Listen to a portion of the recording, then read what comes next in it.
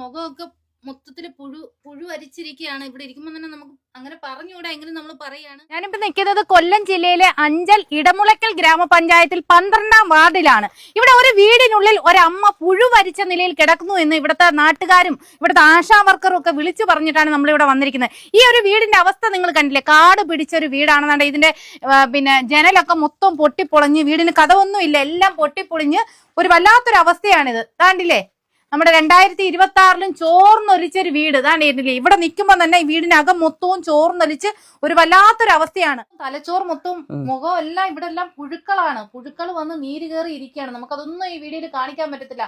ശരിക്കും പറഞ്ഞാൽ ദൈവം ഒരാൾക്ക് ഇങ്ങനെ ഒരു അവസ്ഥ കൊടുക്കരുത്. ഇവിടെ കരണ്ട് പോലും ഇല്ലെന്നുള്ളതാണ് ഏറ്റവും വേദനിപ്പിക്കുന്ന ഒരു കാര്യം. ക്യാൻസർ രോഗിയായ അമ്മ ഈ ഒരു മൂലയിലാണ് കിടക്കുന്നത്. ഈ വീട്ടിൽ വന്നപ്പം ഇവിടെ മൊത്തം ഇരുട്ടാണ്. എന്താണെന്ന് നമ്മൾ മെമ്പറോട് കാര്യം പ്പോഴാണ് മെമ്പർ പറഞ്ഞത്, ഇലക്ട്രിസിറ്റി ബോർഡ് ബില്ല് അടയ്ക്കാത്തത് കാരണം KCB കറണ്ട് കട്ട് ചെയ്തേക്കുന്നത്. ഇത്രയും ഒരു മാരകമായ രോഗം പിടിപെട്ട് ഇങ്ങനൊരു അവസ്ഥയെ കിടക്കുന്ന ഈ ഒരു സാധുവിന്റെ ഒക്കെ കറണ്ട് ബില്ല് അടയ്ക്കാഞ്ഞിട്ട് KCB ഇങ്ങനെ കറണ്ട് കട്ട് ചെയ്യുവാന്ന് വെച്ചാൽ അത് ഭയങ്കര ഒരു വേദനാജനകമായ ഒരു കാര്യമാണ്. പിന്നെ ഈ മെമ്പറിന്റെ നല്ലൊരു മനസ്സുകൊണ്ട് മെമ്പർ ഇവിടെ സോളാറൊക്കെ ഫിറ്റ് ചെയ്ത് കൊടുത്തിട്ടുണ്ട്. അതിന്റെ ഒരു പ്രകാശത്തിലാണ് നമ്മളിപ്പോൾ നിൽക്കുന്നത്. എന്തായാലും ഈ ഒരു വീഡിയോ കാണുന്നവർ പരമാവധി ഈ വീഡിയോ ഒന്ന് ഷെയർ ചെയ്ത് എല്ലാവരിലേക്ക് എത്തിക്കുക. കാരണം ഇനിയും ഈ അമ്മയെ ഇവിടെ ഇട്ടുകൊണ്ടിരിക്കാൻ പറ്റില്ല. ആരുമില്ല, ഇവർക്ക് സഹായത്തിന് മക്കളില്ല, ബന്ധുക്കളില്ല, ആരുമില്ല.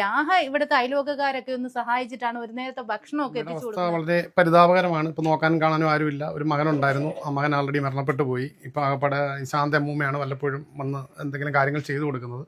അപ്പം ഞാനും ആശാവർക്കറും കൂടി ഇവരെ നമ്മുടെ ഹെൽത്തിലെ ഡോക്ടറെ സഹായത്തോടുകൂടി ഞങ്ങൾ പുനലൂർ ഹോസ്പിറ്റലിലാക്കിയായിരുന്നു. പക്ഷെ കൂടെ നിൽക്കാൻ ആരും ഇല്ലാത്തത് കൊണ്ട് വലിയ ബുദ്ധിമുട്ടായിട്ട് വീണ്ടും അവർ തിരിച്ചു വന്നു. ചെല്ലമ്മയ്ക്ക് മാതാവ് ഉണ്ടായിരുന്നു, അമ്മ മരിച്ച് കുറേ വർഷമായി. പിന്നെ ഒരു മോനെ ഉള്ളായിരുന്നു, അത് കോവിഡ് കാലത്ത് മരിച്ച്. പിന്നെ ഒരു മരുമകൾക്ക് 4 കുട്ടികളുണ്ട്, പേരക്കുട്ടികളുണ്ട് ഇവർക്ക്. അത് മൂത്ത കുട്ടിക്ക് 15 വയസ്സ് കഴിഞ്ഞു, 16 വയസ്സോളം ആയി. അതിന് താഴോട്ടുള്ള കുട്ടികളും. അതിൽ ഒരാളെങ്കിലും പുനലൂർ ഗവൺമെൻറ് ഹോസ്പിറ്റലിൽ അവരെ ഒന്ന് കൊണ്ടുപോയി ഒന്ന് ബൈസ്റ്റാൻഡായിട്ട് നിൽക്കാൻ ഒരാൾ പോലും തുനിയും. ഈ മരുമകളെന്ന് പറയുന്ന കുട്ടിക്ക് 500 രൂപ ഡെയിലി മെമ്പർ കൊടുക്കാമെന്ന് പറഞ്ഞതാണ്.